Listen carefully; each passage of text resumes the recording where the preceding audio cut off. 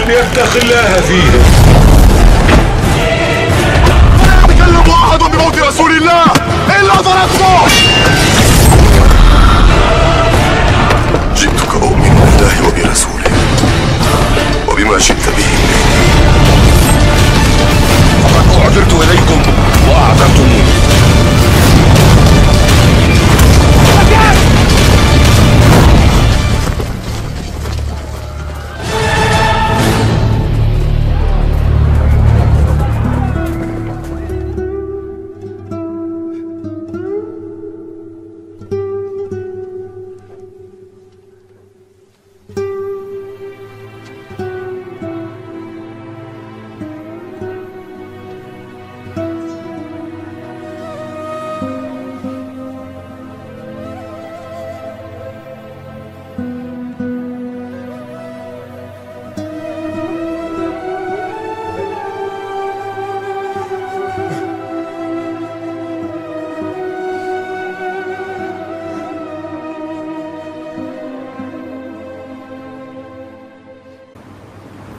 Beberapa kunci teladan Rasulullah Sallallahu Alaihi Wasallam, termasuk diantaranya yang kita sudah beberapa hal kita singgung sebelumnya, kehidupan Rasulullah di kota Madinah bersama kaum muslimin berdampingan dengan orang-orang Yahudi.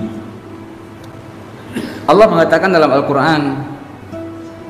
Nah, Bapak Ibu dimuliakan Allah, coba kita perhatikan. Pada satu hari Abdullah bin Umar, ini ketika Rasulullah sudah meninggal, Abdullah bin Umar berjalan di satu tempat. Ketika sampai di satu padang pasir, beliau menoleh ke satu arah. Di sana ada lembah atau mungkin tempat yang agak rendah, Pak, agak dalam, rendah. Kemudian Abdullah bin Umar masuk ke dalam tempat tersebut. Selesai dari situ dia keluar, ditanya oleh teman beliau, "Ya Abdullah, kenapa kamu masuk ke dalam ini?" Abdullah mengatakan, "Kuntu ma'a Rasulillah sallallahu alaihi wasallam." Dulu saya melewati tempat ini bersama Rasulullah, maka Rasulullah fadakhala alaihi sallallahu alaihi wasallam. Rasulullah masuk ke dalam tempat itu. Ngapain Rasulullah masuk, Pak? Buang hajat. Buang hajat karena nggak ada WC yang tertutup, toilet tertutup, jadi cari tempat yang rendah biar kita bisa berlindung dari pandangan orang lain.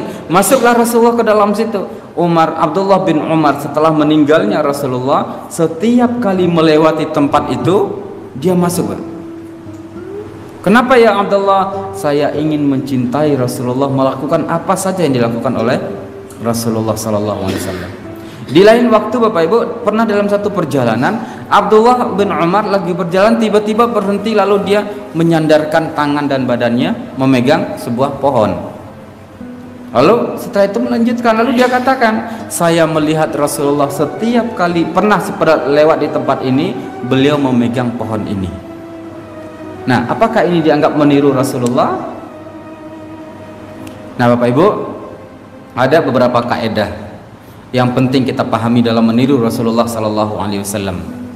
Laqad kana lakum fi Rasulillahi uswatun hasanah. Sungguh telah ada suri tauladan yang baik untuk kalian pada diri Rasulullah. Tidak dibagi, Pak. Pada fisik Rasulullah tidak. Pada malam hari Rasulullah tidak, tapi di seluruh diri Rasulullah sallallahu alaihi wasallam. Makanya, Pak, kalau ingin menyebut Rasulullah sallallahu alaihi wasallam dari seluruh segi sempurna, Pak. Fisik Rasulullah kuat, sehat. Di Mekah terkenal orang yang selalu menang dalam adu gulat itu adalah Umar bin Khattab. Umar bin Khattab saking kuatnya tidak pernah terkalahkan. Tapi ketika berhadapan dengan Rasulullah, ketika itu, Pak, gulatnya, bertandingnya bukan dengan gulat, tapi menarik sajadah ataupun karpet yang diinjak oleh lawan. Jatuhkah dia lawannya atau tidak? Ketika Rasulullah yang berdiri di situ dengan kekuatan beliau, nggak satu pun orang yang bisa menariknya. Saking kuatnya Rasulullah SAW. Nah, Bapak Ibu, kalau kita berbicara tentang kecerdasan Rasulullah, semuanya ada pada Rasulullah SAW. Kebijaksanaan Rasulullah SAW, kita mungkin pernah mendengar, Pak, cerita Rasulullah dengan Julaibib. Julaibib ini orang miskin, Pak. miskin, buruk rupa, keturunan tidak jelas, bukan keturunan orang terhormat.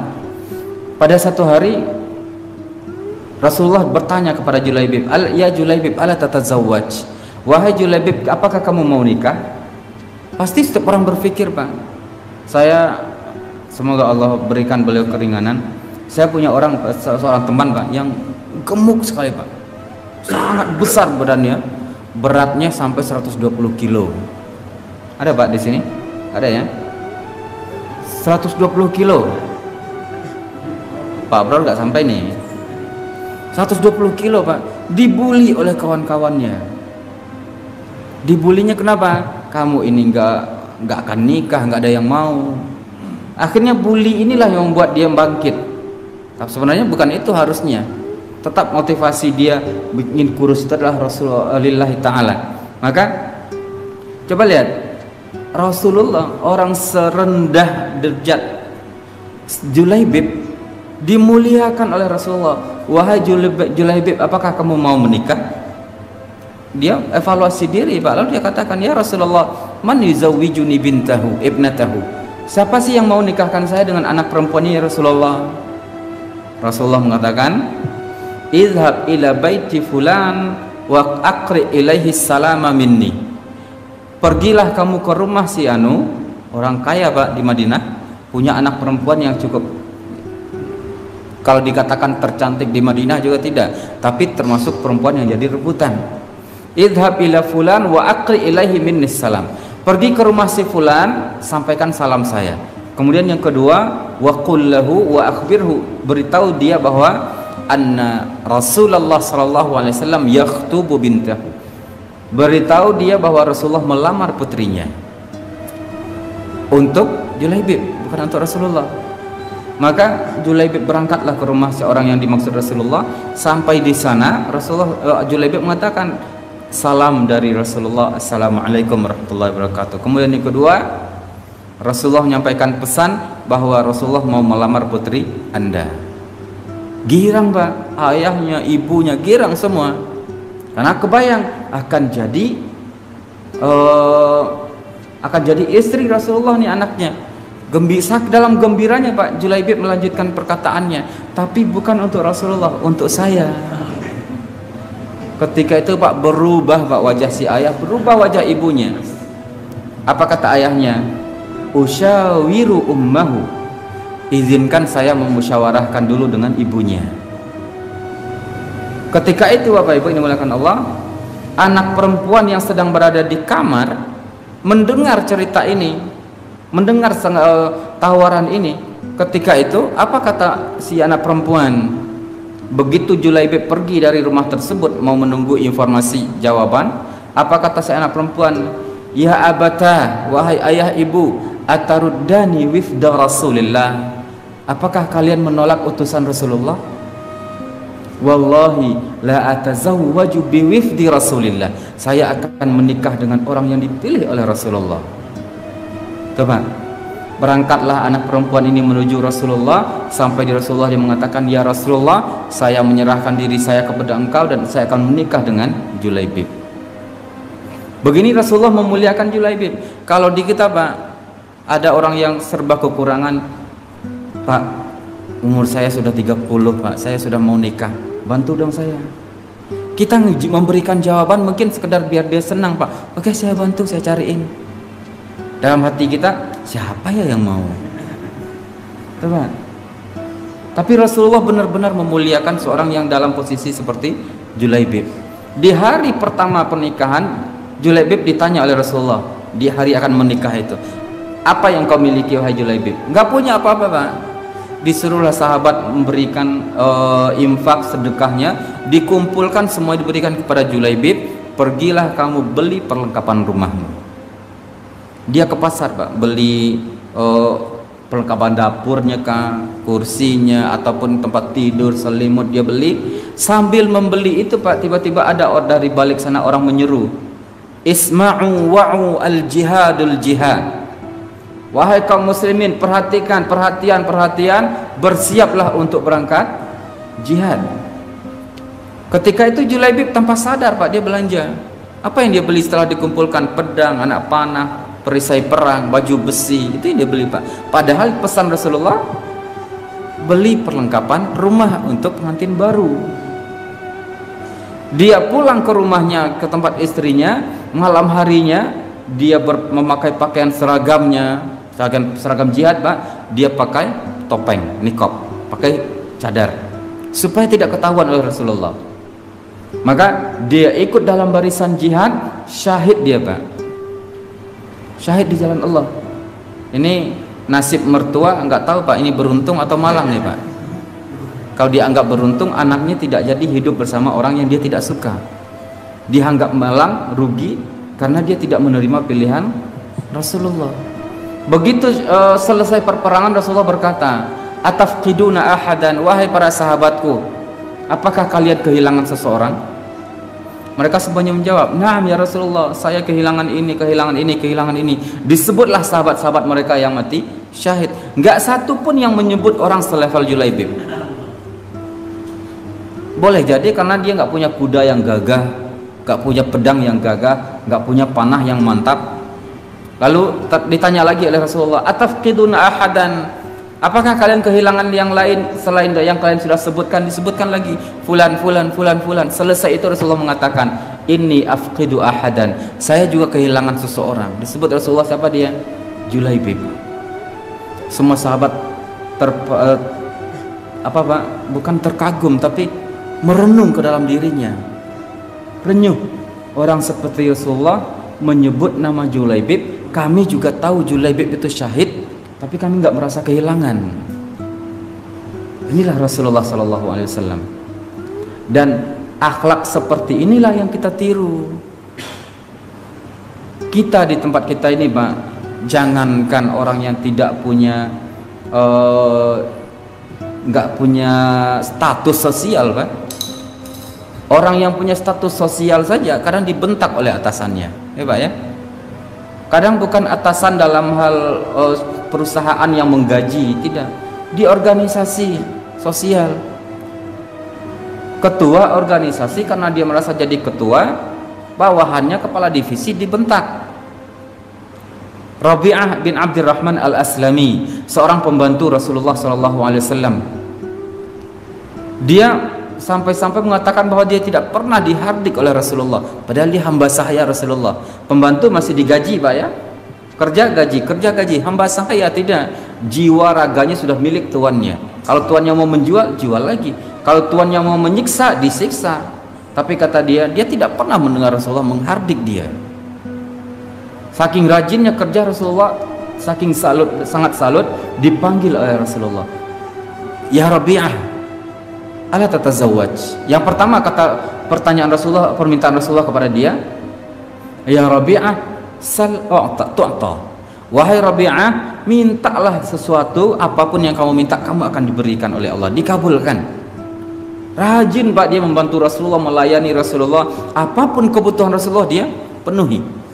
Saking serius dan rajinnya dia, dikatawarkan oleh Rasulullah, ya Rabi'ah, sal tu'ta. Wahai Rabi'ah, minta apapun kamu akan dikasih dan dikabulkan. Kalau di zaman kita, Pak, ada hamba sahaya yang tiba-tiba diberikan kesempatan minta seperti itu, Pak. Kita lah misalkan, Pak, ngontrak di mana? Saya ngontrak di Taman di Kartini Raya. Berapa sebulan? Sekian. Oh, si bos mengatakan, Bapak ini rajin, sungguh-sungguh, disiplin, rapi. Saya mau ngasih hadiah untuk Bapak. Silakan Bapak minta apapun yang Bapak minta, saya kabulkan.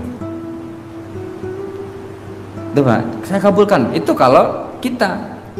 Kira-kira, Pak, kita dalam posisi itu mintanya apa, Pak? Pak bos, boleh nggak minta 2 hal? Gitu biasanya, Pak. Oh, 2 boleh, silakan. Apa tuh? 1 rumah, 1 mobil, Pak. Rabi'ah apa kata dia kepada Rasulullah? Ya Rasulullah, as'alu murafaqataka fil jannah. Ya Rasulullah, saya minta 1 saja ya Rasulullah, saya hidup berdampingan dengan engkau di surga. Coba, saya hidup berdampingan dengan engkau di surga ya Rasulullah. Maka kata Rasulullah, ya Rabi'ah, a'inni ala dzalika bikasratis sujud. Kalau kamu mau dikabulkan ya Rabi'ah, tolong saya perbanyak sujud kepada Allah. Jadi orang rajin dia, Pak. Sampai pada satu hari, Bapak Ibu, Rabi'ah ini ditawarkan oleh Rasulullah, apakah kamu mau menikah ya Rabi'ah? Apa jawaban dia? Ya Rasulullah, saya tidak mau disibukkan oleh sesuatu dari melayani engkau. La uhibbu an yashghalani syai'un min khidmatika ya Rasulullah. Dia pulang, besoknya dipanggil lagi oleh Rasulullah, ya Rabi'ah, ala tatazawwaj? Kamu mau menikah ya Rabi'ah? Jawabannya sama, ya Rasulullah, la uhibbu an yamna'ani an yashghalani syai'un min khidmatik. Saya enggak mau ada sesuatu yang menghalangi saya, menyibukkan saya dari melayani engkau ya Rasulullah. Rabi'ah tidak pernah dimarahi, bahkan diberikan penghargaan setinggi-tingginya, minta apapun akan dikabulkan. Tuh Bapak Ibu ini muliakan Allah. Maka wajar ketika pada satu hari Rasulullah SAW didatangi oleh seorang dari satu kabilah, mereka mengatakan, ya Rasulullah, inna fina islaman, di hati kaum kami ini sudah ada Islam ya Rasulullah, tapi mereka belum bersyahadat. Arsil ilaina ashabaka yu'allimunana al-islam, kirimlah kepada kami sahabat-sahabatmu biar mereka mengajarkan kami Islam. Maka Rasulullah ngirim banyak 7 orang sahabat beliau. Di antaranya Khubayb, Mirsad. Ada 7 orang dikirimkan. 7 orang ini akhirnya berangkat bersama utusan yang tadi datang ke Rasulullah. Dalam perjalanan 7 orang bersama orang-orang rombongan yang tadi, tiba di satu kampung negeri Bani Sulaim. Sampai di Bani Sulaim, tiba-tiba rombongan itu berhenti, Pak. Di tengah padang pasir, rombongan itu tiba-tiba berhenti dan 7 orang sahabat berhenti juga. Tidak tahu kenapa mereka berhenti. Ketika baru saja berhenti, tiba-tiba di sekeliling mereka keluar orang-orang dari persembunyiannya, lengkap dengan panahnya, Pak. Lengkap dengan panahnya. Ketika itu semuanya mengarahkan panah ke titik yang sama, kumpulan 7 orang sahabat Rasulullah, dan orang yang kelompok yang tadi datang kepada Rasulullah, mereka melarikan diri. Akhirnya dipanah, Pak, meninggal 5 orang di tempat. 1 orang melarikan diri dalam keadaan luka, dalam riwayat dikatakan dia tersungkur lalu pura-pura mati. Begitu rombongan itu pergi, dia melarikan diri kepada Rasulullah SAW. Yang 1 orang lagi ditangkap oleh orang-orang tersebut lalu dijual sebagai hamba sahaya. Namanya Khubayb bin Adi. Khubayb bin Adi dijual ke kota Mekah. Sampai di kota Mekah terketemu dengan keluarga Banul Haris. Banul Haris melihat wajah Khubayb, dia langsung hadir di kepala mereka, keluarga yang mati di perang Badar. Haris mati, suami saya mati, paman saya mati, adik saya mati, semuanya dibunuh oleh orang ini. Akhirnya, Pak, tanpa ragu, berapapun harganya saya akan beli. Dibeli, Pak. Dibawalah ke rumahnya, sampai di rumah diikat. Ketika diikat itu ditanya macam-macam, Pak. Balas dendam ini, Pak, ceritanya. Setelah capek bertanya, kemudian disiksa, dipukuli. Nah, semakin hari semakin bertambah, Pak, siksaan. Sekarang dia sudah berpindah, diikat ke tiang salib. Begitu diikat, Pak, dicambuk, pisau itu, Pak, melukai sedikit demi sedikit, Pak, tangannya, kakinya. Dalam riwayat dikatakan sampai telinganya dipotong. Tapi tidak dibunuh, Pak, karena ini balas dendam. Sampai pada akhirnya ketika sebelum akan dieksekusi mati oleh keluarga Banul Haris ini, Abu Sufyan, Pak, Abu Sufyan kita tahu kan, seorang sahabat Rasulullah, tapi ketika itu masih dalam keadaan kafir.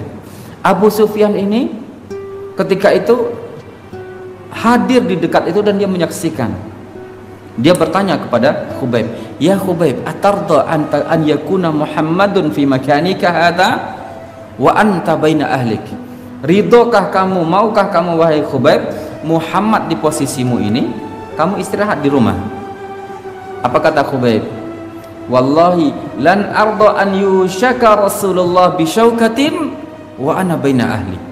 Demi Allah, satu duri saja melukai Rasulullah, saya tidak akan pernah ridho ketika saya untuk beristirahat di rumah. Saya tidak akan pernah ridho beristirahat di rumah sementara Rasulullah tersakiti oleh satu duri saja. Apalagi kalau harus menggantikan saya di sini. Ini yang terakhir diucapkan oleh Khubayb. Kemudian apa kata Abu Sufyan? Ma ra'aitu ahadan yuhibbuhu ashabuhu. Saya tidak pernah melihat seseorang benar-benar dicintai oleh para sahabatnya ka ashabi Muhammadin yuhibbuna Muhammada. Seperti Muhammad dicintai oleh para sahabatnya. Nah, sebelum meninggal Pak Khubayb ini, sebelum dieksekusi mati, dia minta izin sholat 2 rakaat. Sholatlah dia 2 rakaat. Selesai sholat dia mengatakan, berdoa kepada Allah, Allahumma alaika. Disebutlah semua orang yang hadir di situ Pak, disebut. Nah, selesai disebut itu, selesai dia sholat dan berdoa, dia berkata, laula akhafu an taqulu anni akhaful mauta. Kalaulah saya tidak khawatir kalian mengira saya ini takut mati, la ataltu salati, saya akan panjangin sholat saya. Ini sunnah pertama Pak, sholat sunat 2 rakaat sebelum dieksekusi mati. Yang memulai adalah Khubayb. Sampai berita ini kepada Rasulullah SAW, Rasulullah mendoakan Khubayb. Apa yang ingin kita ambil di sini Pak? Kebaikan akhlak Rasulullah menyebabkan cinta para sahabat itu benar-benar cinta buta. Cinta buta, sangat cinta buta Pak. Gak peduli, yang penting Rasulullah tidak pernah tersakiti. Seorang sahabiyah perempuan Pak, dia mengirimkan ke medan perang itu Pak, ada ikut berperang anaknya 3 orang, suaminya ikut berperang, kemudian adiknya ikut berperang. 5 orang mujahid dari keluarganya hadir di dalam medan jihad. Begitu perang berkecamuk Pak, salah seorang dari pasukan keluar dari barisan, mungkin mau makan, mau ambil minuman atau apa. Begitu dia sampai di tempat dapurnya, disitulah ibu ini atau Ummus Syuhada ini sedang berdiri. Dia katakan, wahai ibu, suamimu telah syahid. Apa kata dia Pak? Wa kaifa halu Rasulillah. Rasulullah apa kabarnya? Dia nggak peduli dengan suaminya Pak. Rasulullah apa kabarnya? Alhamdulillah Rasulullah ala khairin. Rasulullah dalam keadaan baik. Lalu mujahid ini masuk kembali ke dalam medan jihad. Tidak lama selang setelah itu Pak, keluar lagi seorang mujahidin. Dia disampaikan lagi, wahai ibu, anak ibu meninggal dunia 1 orang, syahid. Wa kaifa halu Rasulillah. Pertanyaan ibu ini sama.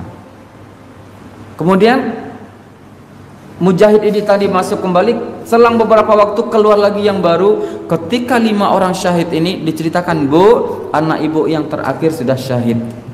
Wa kaifa halu Rasulillah. Apa kabar Rasulullah? Rasulullah ala khairin. Rasulullah dalam keadaan baik. Apa kata ibu ini? Madama Rasulullah sallallahu alaihi wasallam ala khairin fal musibatu ba'dahu ahwan. Selama Rasulullah masih dalam keadaan baik, maka musibah yang lain jadi ringan. Apa? Kenapa sampai demikian? Karena Rasulullah menampilkan akhlak yang benar-benar mulia dalam kehidupan beliau. Dalam ketawaduan Pak, Rasulullah SAW seperti kita bahas sebelumnya, Rasulullah membangun rumah beliau di samping Masjid An-Nabawi.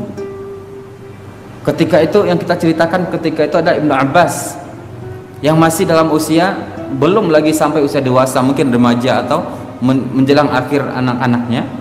Dia mengatakan bahwa saya bisa menggapai atap rumah Rasulullah. Saking rendahnya rumah Rasulullah. Coba, beginilah tawaduknya Rasulullah Sallallahu Alaihi Wasallam. Bagaimana sikap beliau kepada hamba sahaya? Pada satu hari Rasulullah duduk bersama para sahabat makan Pak. Rawi hadis mengatakan, yajlisu 'alal ardi wa ya'kulu. Rasulullah duduk bersama para sahabat yang lain dan juga hamba sahaya yang lain, lalu ikut makan. Apa kata Rasulullah? Ajlisu wa akulu kama ya'kulul 'abdu. Saya duduk dan saya makan seperti makannya hamba sahaya. Wa ana abdun wa nahnu abdun wa nahnu ibad. Saya ini duduk dan saya makan seperti apa yang dimakan oleh hamba sahaya, dan saya hamba, kita semuanya adalah hamba Allah Subhanahu wa ta'ala. Tidak ada Pak yang membeda-bedakan diri. Kalau zaman sekarang Pak, sekarang ini ada nggak Pak pejabat tinggi duduk satu lantai dengan rakyat biasa? Nah, itu jawabannya Pak. Duduk satu lantai makan mungkin satu daun pisang dengan petani nelayan, ada Pak. Calon wali kota, calon gubernur sebelum terpilih. Mungkin ada jawabannya. Nanti kalau sudah terpilih beliau sibuk. Alhamdulillah kalau alasannya jujur.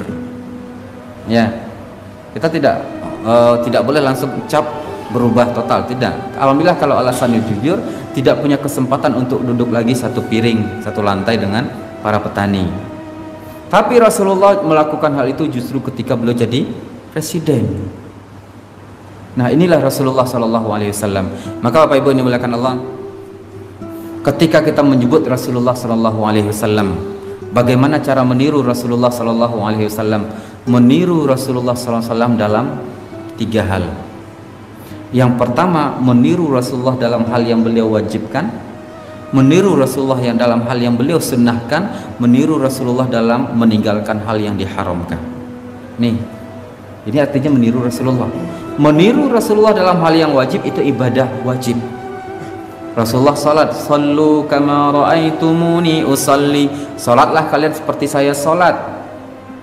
Jadi kita salat sehari-hari ini Pak, takbiratul ihram, ruku, sujud, rendahkan kepala kita, lalu berharap kepada Allah. Pahami Pak, ketika kita sujud itu, ini pernah enggak Pak berpikir, saya sujud di tempat ini tempat ini sudah diinjak oleh bapak-bapak pengurus masjid nih, ada Pak? Ada nggak kepikiran seperti itu Pak? Oh, saya mau sujud di sini, ini tadi seingat saya bapak itu duduk di sini, beliau katanya keluar wudhu, kenapa kentut di sini? Pikir nggak kita Pak? Ah, saya nggak maulah duduk di sini, saya injak aja. Mungkin kita berpikir begitu, tapi tidak Pak sama sekali. Kita begitu imam sujud, Allahu Akbar, kita taruh hidung kita, kening kita di tempat yang paling rendah sejajar dengan kaki. Kita nggak peduli itu tempat tadi didudukin orang dan dia kentut atau tidak, kita nggak penting.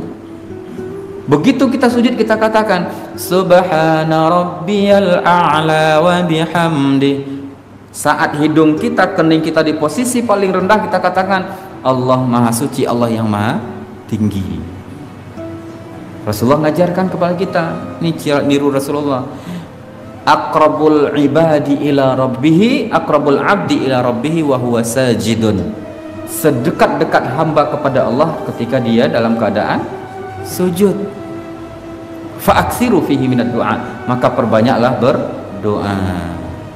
Ini Rasulullah mengajarkan kita.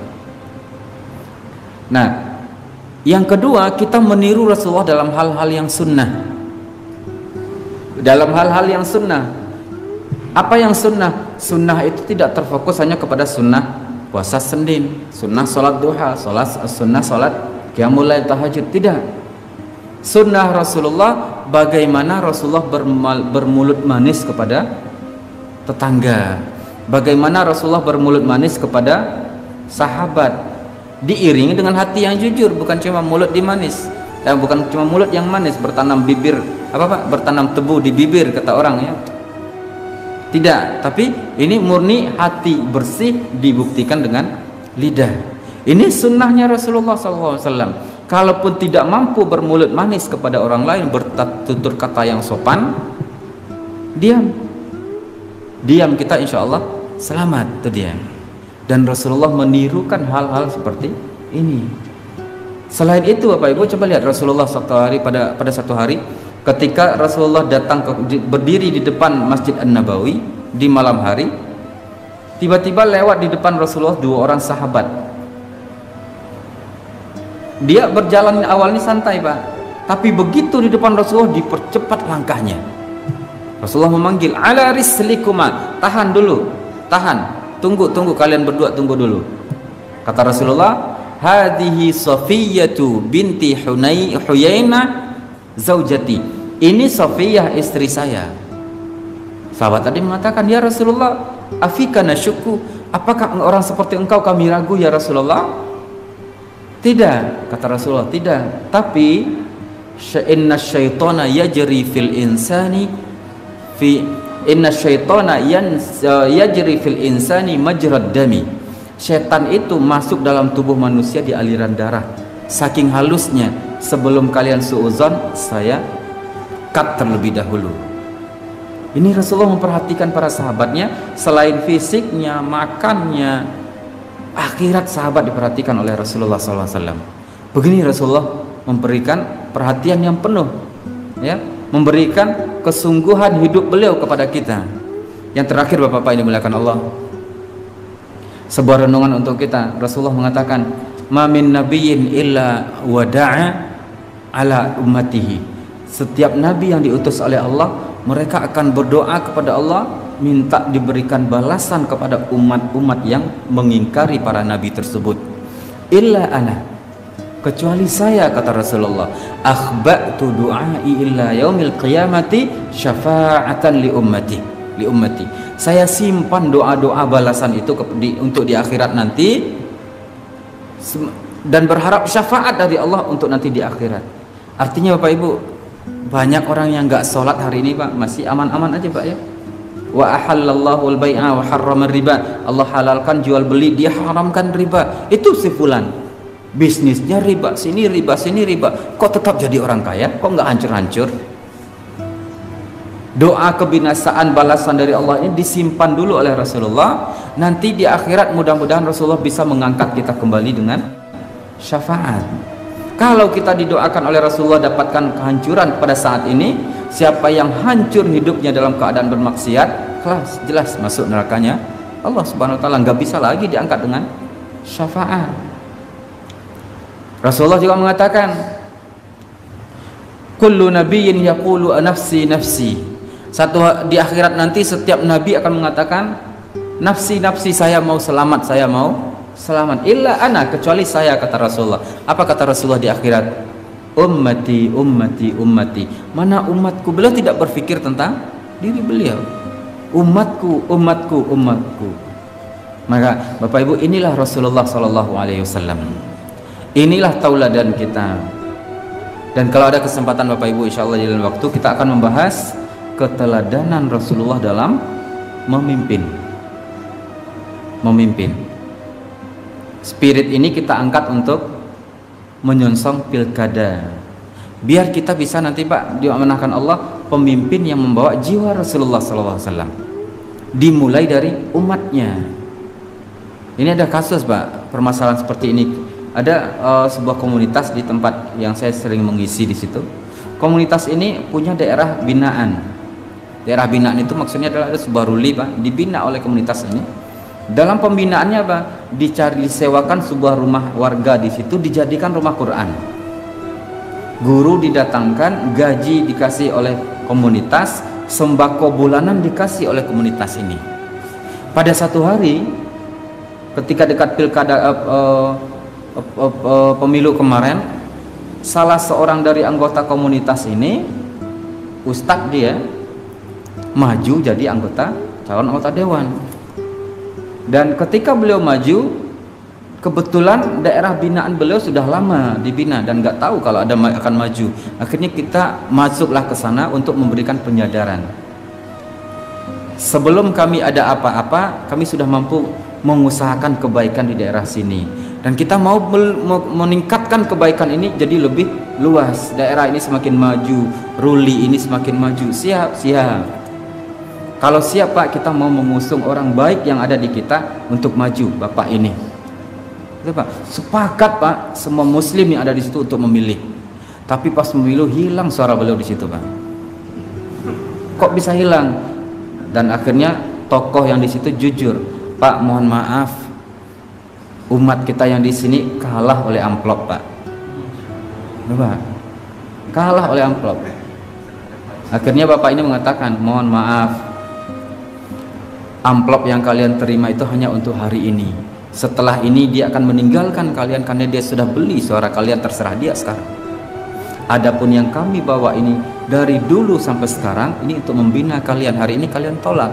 Setelah itu Pak, Bapak ini komunitas ini nggak niat untuk menyetop sembako dan pembinaan di situ, tapi COVID datang, komunitas ini yang banyak diisi oleh pengusaha, usahanya banyak turun omsetnya Pak, hancur, ada yang sampai nol. Ya secara otomatis sembako ke sini juga nggak bisa dilanjutkan sementara. Nah inilah efeknya Pak. Nah yang ingin kita bangun dari spirit kita adalah meniru Rasulullah dalam kepemimpinan. Kita ingin mewujudkan sebuah yang namanya politik keumatan, gitulah mungkin lebih kurang. Dan hari ini Bapak Ibu yang dimuliakan Allah, ini renungan-renungan untuk kita dalam meneladani Rasulullah. Ada satu hal yang tidak boleh kita teladani dari Rasulullah, hal-hal yang khusus untuk Rasulullah SAW. Apakah dia? Yaitunya, contohnya Rasulullah menikah sampai 11 orang istrinya. Jangan Pak, saking semangatnya saya juga mau 11. Jangankan 11 Pak, dibuang satu saja belum selesai ya Pak ya. 11 buang satu tinggal berapa Pak? Tinggal satu Pak. Ya. Ini yang khususiyat Rasulullah. Kalau khususiyah atau hal-hal yang khusus untuk Rasulullah ini ditiru oleh umatnya, maka umatnya berdosa, haram hukumnya. Ada lagi yang khusus untuk Rasulullah. Istri-istri Rasulullah sepeninggal Rasulullah tidak boleh dinikahi oleh orang lain, haram hukumnya. Kenapa? Wa azwajuhu ummahatukum. Istri-istri Rasulullah itu ibu kalian. Maka siapapun umat Rasulullah, dia akan beribukan kepada Aisyah radhiyallahu anha, Khadijah, Safiyah, ya, istri-istri Rasulullah adalah ibu kita. Makanya ketika Rasulullah berangkat Aisyah radhiyallahu anha berangkat haji, berangkat umrah, tidak lagi setelah meninggalnya Rasulullah sudah dianggap mahram ketika beliau pergi bersama dengan para sahabat yang lain, karena itu dianggap anak-anaknya ibunda Aisyah radhiyallahu anha. Ini khususnya. Jangan sampai nanti Pak ada yang berpesan, istriku, sayangku, setelah saya meninggal jangan lagi nikah dengan orang lain karena itu hukumnya haram. Itu khususiat Rasulullah, khusus untuk Rasulullah saja. Kalau mau berpesan Pak yang seperti itu boleh saja. Pesan ini seperti yang disampaikan oleh Abu Ayyub Al-Ansari kepada istrinya. Pesannya adalah, saya mendengar Rasulullah, wahai istriku, sepeninggal saya jangan nikah lagi dengan orang lain.